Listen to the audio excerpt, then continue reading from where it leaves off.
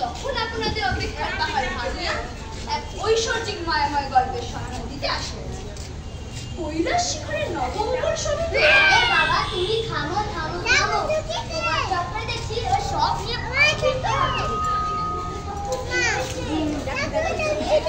শীঘ্র বাংলা ভাষায় কথা বললে কেউ বুঝতে পারবে না।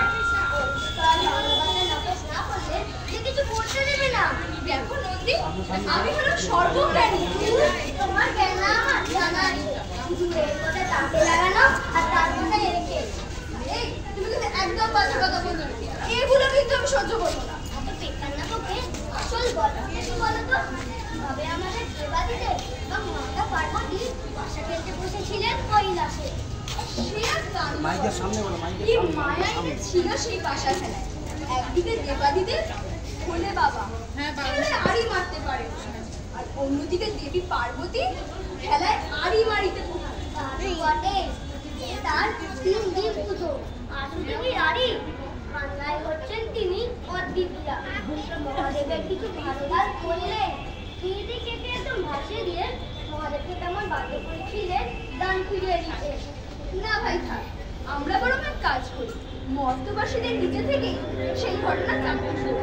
বেশ বেশ, তাই হবে।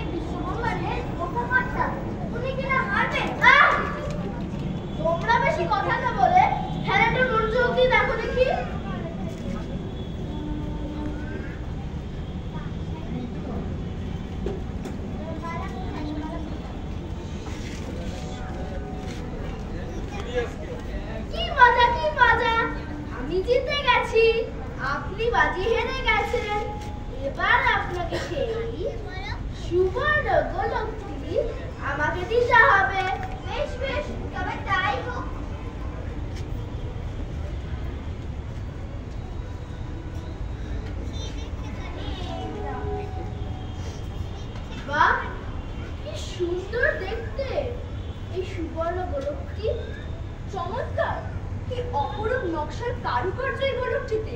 হ্যাঁ মহাদেব, আপনি মাতাকে দারুণ উপহার প্রদান করেছেন, কিন্তু মাতা আপনি গোলকটাকে নিয়ে কি করবেন?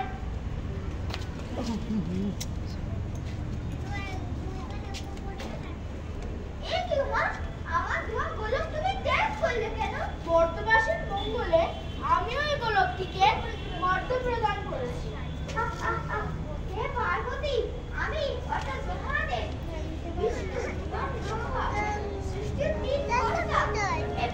বন্ধ